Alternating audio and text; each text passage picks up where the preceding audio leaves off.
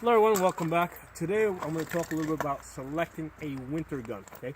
Now in the wintertime, basically we need to use thick insulated gloves, preferably leather ones that we can do various tasks with, like such as moving firewood around, shoveling, that sort of stuff. So leather insulated gloves are pretty much the best option. And you want gloves that are thick enough so that you can pull your fingers back.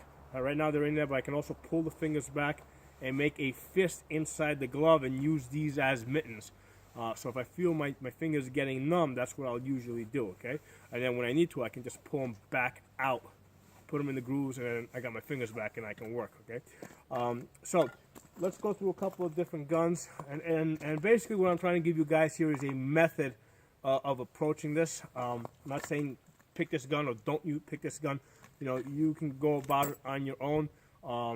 Depending on what gloves you're wearing, and basically, you basically have to go out and test it out. The gloves that might work when it's 40 or 30 degrees are not going to work so well when it's like 10 degrees outside. Okay, so if you live in a cold environment, you need to use the gloves that you would actually be using in those type of temperatures. Okay, and keep in mind that bad things happen under the worst conditions, okay? If there is a shit hit the fan type of situation and somebody's looking to take your supplies, they're not going to do it on a sunny day. They're going to use bad weather as cover to come get whatever they want to get from you, okay? So they're going to do it, when it's dark out, when there's no electricity, when it's snowing, when it's raining really hard, okay? So those are the scenarios that we need to be training for, okay? So we're going to start here with the 1911, very popular gun. The thing with the 1911 is that it's got a pretty small trigger guard, and as you can see, I can barely get my finger in there, okay? And even if I were to get my finger in there, okay, watch the hammer. As I squeeze my finger in there, okay, just as soon as I got my finger in there, it basically set the trigger off, okay? So using a 1911 with these type of gloves is basically not doable. Okay. The other thing is that the gun has a lot of metal on it. Okay, it's almost an all metal gun. So one of the things to be aware of is that with an all metal gun, you definitely don't want to be touching this with your bare skin when it's like 20 degrees outside. Okay. Let's try a Glock. Okay. Benefits of the Glock: hey, you got plastic there, so it might be a little bit more bearable if you do need to go to bare hands. The Glock still does have a pretty small trigger guard. Okay, right now the trigger is all the way back, so it will go in there. But once you rack your slide, that trigger tends to jump forward a little bit. Okay, now all of a sudden I don't have a whole lot of space in there. I can kind of get it in there. The other thing is that, like right now, as I have my finger in there and I'm trying to press the trigger, I'm feeling pressure on the top side and bottom side of my finger. And I'm feeling that pressure more than I'm feeling the trigger. So basically, I really don't, because I'm feeling pressure on the top and bottom side of my finger, I'm not really feeling the pressure on the trigger itself, okay? So that's one idea for you, something for you guys to try out and see if it will work for you. For me, the Glock does not work in really cold temperatures where I need to use these type of gloves. Okay. And finally, let's try the Beretta 92. Beretta 92 has a very large trigger guard. Okay, and basically you can see how my finger will get in there a lot easier. Okay, so basically coming out of holster, you will probably need to grab the gun like this in order to make sure your finger gets inside the grip. So as you come out of the holster, you grab here, and basically you force your finger in there. Because it's a double action, single action trigger, even if you do happen to hit the trigger a little bit like I just did, it's, if you press it back just a little bit on the way in, it's not going to set the gun off. The trigger has to travel a lot more than that. Usually I can get it in there without really having to move the trigger at all. Okay, I just kind of forced that just as a demonstration. But basically I can usually get my finger in there without forcing that trigger. Okay. So basically what you want to do is you want to, in seeing if this gun is suitable for you, get in there, fire it, double action, okay? Then after you do that, reset your slide, bring the trigger forward, and make sure that you are able to reset the trigger, okay? with the Beretta 92, there's actually so much space that once the gun is reset, I mean, you know, you can get your finger in there way easy. You can actually get the whole finger in there, middle finger. There's a lot of room in there to get this glove in there, okay? So you want to practice this a couple of times. Reset it, boom, okay? And because there's no pressure on the top and the bottom like I had with the Glock, right? With the Glock, once I put my finger in the trigger guard, okay, even though I was able to force it in there, I was feeling so much pressure top and bottom that I really couldn't feel the trigger.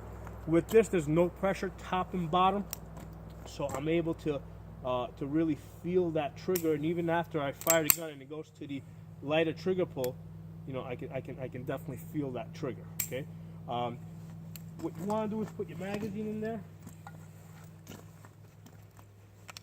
Okay, make sure you're able to get the magazine out.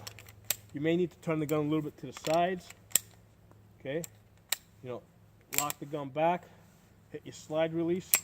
Okay, make sure that you're able to operate that. Okay, hit the decocker on the gun. Make sure you can reach that. Again, you may have to, you know, turn the gun a little bit more to the side from what you have to, from what you normally do rather. You know, when you're operating the gun, you may have to go switch your hands from this position to this position here, just so that you can get to the buttons.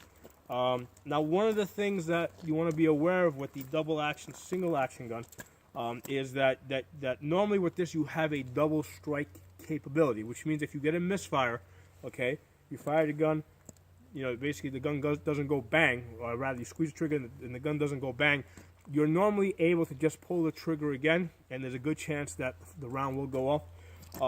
One of the things to be aware of is that you may lose that double strike capability with the thicker gloves, because what happens is when you squeeze the trigger, right, let's say you get a misfire, okay, the glove will not allow the trigger to travel out far enough to reset in the double action mode. Okay, now with the Beretta, what you can do is just pull your finger out just a little bit, and that'll reset it and go back in. So that's an option that I do have with the Beretta, just out and back in, right?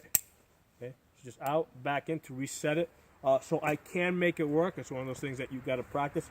Of all the guns that I've tested, okay, the Beretta 92 is the only one that I have found that I'm able to do that. Okay, in none of the double action, single action guns that I've tested was I able to reset the trigger in double action mode without coming completely out of the trigger guard. With the Beretta, I'm able to reset it without coming completely out. Just by pulling my finger just out a little bit, I'm able to reset it. So for that reason, this gun seems to work the best for me. I did try it with the SIG 250, which is a double action only gun, okay? And with that gun, I wasn't able to reset the trigger at all, okay?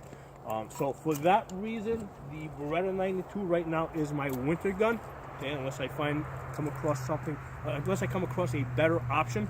Right now, this is the best option that I have come across. Another cool thing about the Beretta 92 is that because you have, you know, when you open up the gun, right, you get basically your ejection port is huge. If you need to do something in there, like if you get a stovepipe, you know, just some type of a jam, you have a lot better access to the ejection port, okay, than you would with, let's say, a Glock. You know, because obviously with the Glock, I'll put a magazine in there. Okay, with the Glock, basically you only have two sides open, the right side and the top. The left side of the slide is closed, you know, whereas with the Beretta, you know, you're open on three sides, so that gives you better access if you need to get your fingers, you know, if you need to unjam the gun, you know, drop your magazine, okay, and then, you know, let's say there's something stuck in there, you can kind of stick your pinky in there, get your finger in there. You know, there's always a possibility the gloves may have to come off in order to really unjam it. But you know, the fact that the ejection port is bigger, I think gives you better options. The only setback with the Beretta 92, well, actually two setbacks. I mean, I do wish that the trigger guard was just a little bit bigger. That would have been a little bit better. Okay, even though this is workable, you know, bigger is better. Okay, the Beretta 92 has a pretty thick grip. Okay, and with the thick winter gloves, obviously that becomes even thicker. So it takes even more practice getting used to this. Okay, and being able to shoot it. Okay, so basically you got to practice that. So that's the only drawback I think of the Beretta 92. The thicker gloves, might make the gun a little bit less comfortable for people. But hey, I mean, we're doing winter shooting when it's 20 degrees outside. I mean, I don't expect us to be 100% comfortable as if though it was summertime. But these are my thoughts on this. Post some comments. I'll talk to you guys next time.